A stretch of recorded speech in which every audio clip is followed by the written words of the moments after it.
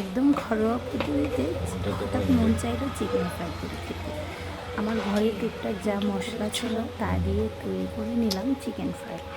আমি চিকেনের লেগ পিসগুলোকে নিয়ে ছোট কাঁটা চামচ দিয়ে ছোট ছোট করে ছিদ্র করে নিয়েছি ভালো করে ধুয়ে। এরপর হচ্ছে হলুদ গুঁড়া, মরিচের গুঁড়া, মিক্স মশলার গুঁড়া, লবণ, একটু করে সরিষার তেল, তারপর হচ্ছে চিলি সস, সয়া সস, তারপর হচ্ছে টমেটো সস দিয়ে আমি ভালো করে ম্যারিনেট করে নিব। তারপর ম্যারিনেট করে কিছুক্ষণ রেখে দিব। এরপর হচ্ছে আমি সেই সস দিয়ে ম্যারিনেট করে তারপর হচ্ছে চিকেনটাকে ফ্রাই করে নিব।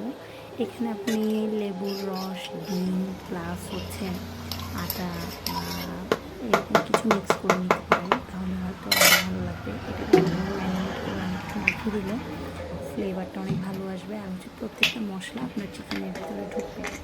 যেহেতু ইনস্ট্যান্ট খুব কম সময়ের মধ্যে ঘরোয়া পদ্ধতিতে এই চিকেন ফ্রাইটা করেছি, আমি একদম সহজভাবে আপনাদেরকে দেখানোর চেষ্টা করছি কীভাবে আমি চিকেন ফ্রাইটা করছি। আমি বিভিন্ন রকম মশলাগুলো কীভাবে অ্যাড করছি, এভাবে আপনাদেরও মন চাইলে আপনারা করে নিয়ে খেতে পারেন।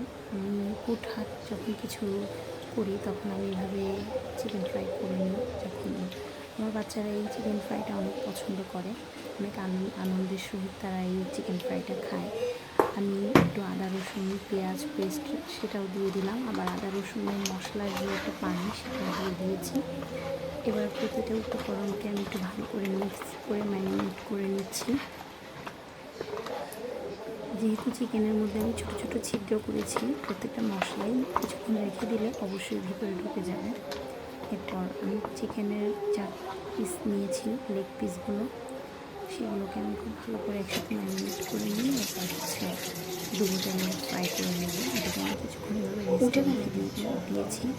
এরপর কড়াইয়ে তেল গরম করে সেই তেলের মধ্যে ম্যারিনেট করে চিকেনের পিসগুলো দিয়ে দেবো। দিয়ে তারপর আমি এটাকে সুন্দর করে ভেজে নেব।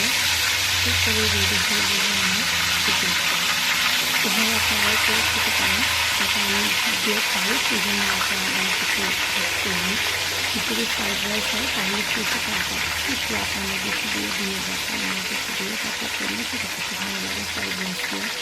আর আমি যেহেতু 10 টাকা অনুভব দিয়ে খাবো, তাই হচ্ছে আমি এভাবেই করে নিয়েছি। শর্টকাট পদ্ধতিতে আমার ঘরে যে উপকরণগুলো ছিল সেই উপকরণগুলো দিয়ে করে নেওয়ার চেষ্টা করেছি। আপনারা এইভাবে চাইলে আমার চিকেন ফ্রাই করে খেতে পারেন।